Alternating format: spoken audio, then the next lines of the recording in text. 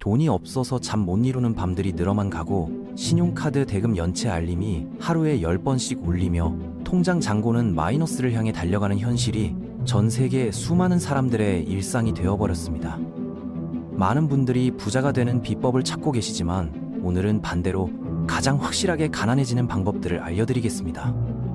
왜냐하면 어떤 실수가 우리를 파멸로 이끄는지 정확히 알아야만 그 무서운 함정들을 미리 피할 수 있기 때문입니다. 첫 번째, 학습에 대한 문을 영원히 잠가버리는 것. 학습을 거부하는 것이야말로 파산으로 가는 가장 빠르고 확실한 지름길입니다. 새로운 것을 배우려 하지 않고 특히 돈과 관련된 지식을 얻으려 하지 않는다면 재정적 문맹에서 절대 벗어날 수 없죠. 투자가 무엇인지, 복리의 마법이 어떻게 작동하는지, 심지어 기본적인 가계부 관리조차 모른 채 살아간다면 돈이 새어나가는 구멍을 찾을 수 없을 겁니다. 로널드 리드라는 평범한 청소부의 이야기를 들어보셨나요? 이분은 평생을 주유소 직원과 청소부로 살아가셨는데 돌아가실 때 무려 $820라는 엄청난 재산을 남기셨습니다. 그의 비결은 간단했어요. 적은 월급에서도 꾸준히 저축하고 그 돈을 주식에 투자하는 기본적인 재정 지식을 실천했던 것이죠. 글로벌 금융 리터러시 조사 결과를 보면 전 세계 성인 중 고작 35% 정도만이 기본적인 금융 지식을 갖고 있다고 나타났습니다. 이는 10명 중 7명이 돈에 대해 제대로 모른 채 살고 있다는 뜻이죠. 이런 무지함이야말로 가난의 가장 확실한 씨앗이 됩니다. 더 충격적인 것은 많은 사람들이 이런 무지한 상태를 당연하게 여긴다는 사실입니다. 학교에서는 미적분학이나 고대사는 가르쳐주지만 정작 살아가면서 매일 필요한 돈 관리에 대해서는 아무것도 알려주지 않죠. 두 번째, 수입보다 훨씬 많은 돈을 쓰며 살아가는 것. 수입보다 더 많은 돈을 쓰는 것은 파산으로 향하는 고전적이면서도 가장 확실한 방법입니다. 소셜미디어에서 인플루언서들의 화려한 생활을 보며 부러워하다 보면 자신의 경제적 능력을 넘어선 소비를 하게 되죠. 명품 가방, 최신 스마트폰, 고급 레스토랑에서의 식사까지 당장은 만족스럽겠지만 곧 무서운 현실이 찾아옵니다. 가장 무서운 건 이런 생활 패턴이 습관이 된다는 점입니다. 돈이 부족하면 신용카드로 메우고 신용카드 한도가 차면 다른 카드를 만들거나 대출을 받죠. 그리고 그 빚을 갚기 위해 고생하면서도 또 같은 실수를 반복합니다. 세 번째, 어떤 일에도 계획을 세우지 않는 것. 어떤 일에도 계획을 세우지 않는 것 역시 재정적 파탄을 부르는 확실한 방법이죠. 손자 병법의 저자 손모는 승리하는 장군은 싸우기 전에 이미 이기고 패배하는 장군은 싸운 후에야 승리를 찾는다고 했습니다. 이는 재정 관리에도 그대로 적용되는 영원한 진리예요. 예산이라는 가장 기본적인 계획조차 세우지 않는다면 돈이 어디로 어떻게 사라지는지 전혀 파악할 수 없습니다. 식비에 얼마, 교통비에 얼마, 여가비에 얼마를 쓰는지 모른 채 살다 보면 어느 순간 텅 빈 통장과 마주하게 되죠. 계획이 없다면 저축은 꿈도 꿀 수 없고 투자는 더더욱 불가능합니다. 많은 사람들이 계획 세우는 게 너무 복잡하고 귀찮다고 말하지만 실제로는 그렇게 어려운 일이 아닙니다. 월급이 들어오면 고정비부터 차례대로 빼고 저축할 돈을 먼저 따로 떼어두고 나머지로 한 달을 살아가면 되는 거죠. 네 번째, 각종 중독에 빠져 헤어나오지 못하는 것. 각종 중독에 빠지는 것은 재정적 자살과 다름없습니다. 알코올, 도박, 마약뿐만 아니라 쇼핑이나 게임 중독까지 포함해서 말이죠. 이런 중독들은 돈을 태워버리는 동시에 건강까지 해치는 이중 타격을 가합니다. 의료비까지 더해지면 경제적 부담은 눈덩이처럼 불어나게 되죠. 마이클 캐럴이라는 쓰레기 수거 작업자의 사례가 대표적입니다. 2002년에 1020만 파운드라는 거액의 복권에 당첨되었지만 술과 마약, 성매매에 돈을 탕진해서 불과 8년 만에 다시 쓰레기 수거 일을 하게 됐죠. 도박 중독의 경우 더욱 끔찍합니다. 잃은 돈을 되찾기 위해 더 큰 돈을 걸게 되고 그것마저 잃으면 또 더 큰 돈을 걸게 되는 악순환에 빠지죠. 다섯 번째, FOMO에 휘둘려 충동적 결정을 반복하는 것. FOMO라고 불리는 기회를 놓칠 수 있다는 두려움도 파산을 부르는 강력한 요인입니다. 2021년 도지코인 열풍을 기억하시나요? 농담으로 만들어진 암호화폐가 갑자기 화제가 되면서 많은 사람들이 뒤늦게 뛰어들었죠. 일론 머스크나 유명인들이 언급하면서 분위기가 달아올랐고, 지금 안 사면 기회를 놓친다는 조급함에 저축한 돈을 모두 투입한 사람들이 많았습니다. 그런데 결과는 어땠을까요?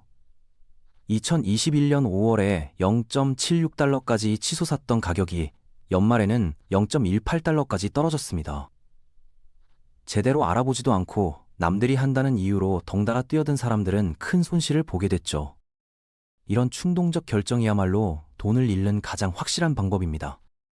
6번째, 빨리 부자가 되겠다는 욕심에 현혹되는 것. 빨리 부자가 되겠다는 욕심도 마찬가지로 위험합니다. 세상에 공짜 점심은 없다는 말처럼 쉽게 돈을 벌 수 있다고 유혹하는 대부분의 계획들은 함정이거나 사기인 경우가 많아요. 버니 매도프의 폰지 사기가 대표적인 예죠. 꾸준하고 높은 수익을 약속하며 수많은 투자자들을 끌어모았지만 결국 새로운 투자자의 돈으로 기존 투자자들에게 수익을 주는 방식이었습니다. 정말로 쉽게 돈을 벌 수 있는 방법이 있다면 그걸 알려주는 사람들이 왜 여러분에게 그 비밀을 공개하려 할까요?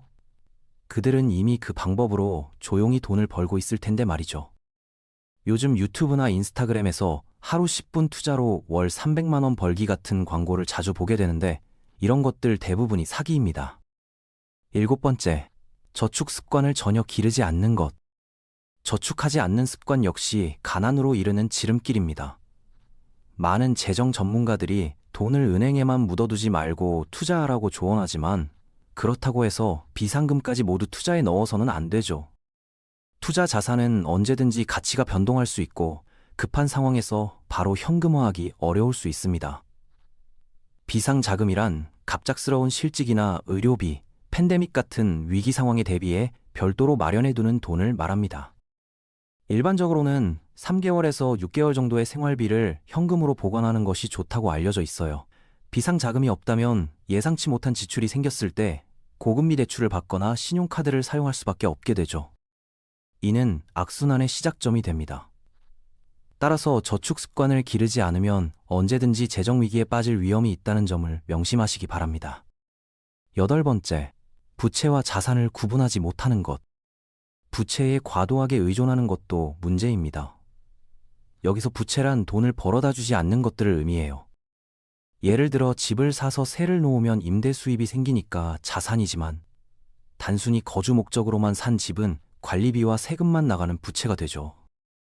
자동차도 마찬가지입니다. 많은 사람들이 고급차를 좋은 투자라고 생각하지만 차는 구입하는 순간부터 가치가 떨어지기 시작합니다. 아우디든 토요타든 결국 목적지까지 데려다주는 기능은 동일한데 굳이 능력을 넘어서는 비싼 차에 돈을 쏟아부을 필요는 없겠죠. 특히 자동차 할부는 정말 위험합니다. 5년, 7년 할부로 차를 사면 이자까지 포함해서 실제 차값보다 훨씬 많은 돈을 지불하게 됩니다. 9번째, 건강관리를 소홀히 하는 것. 건강을 소홀히 하는 것 역시 장기적으로는 큰 재정 부담을 가져옵니다. 정크푸드와 과도한 당분 섭취, 수면 부족 같은 나쁜 생활 습관들이 당장은 큰 문제 없어 보일 수 있지만 10년, 20년 후에는 당뇨병이나 심혈관 질환 같은 만성질환으로 이어질 수 있습니다. 건강에 투자하는 것이야말로 최고의 재정적 결정 중 하나라고 할 수 있어요. 값비싼 치료비를 피할 수 있을 뿐만 아니라 더 나은 삶의 질을 유지할 수 있기 때문이죠.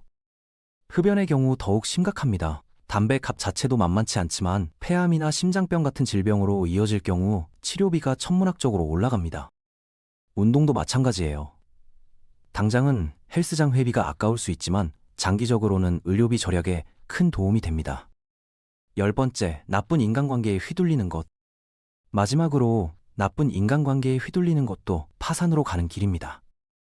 친구들과의 관계는 우리 삶에 엄청난 영향을 미칩니다. 게임만 하는 친구들과 어울리면 하루 종일 게임 이야기만 하게 되고 성공한 사업가들과 친하면 자연스럽게 투자나 사업 이야기를 나누게 되죠. 반면 도박이나 마약에 중독된 사람들과 어울린다면 결국 그쪽으로 끌려갈 가능성이 높습니다.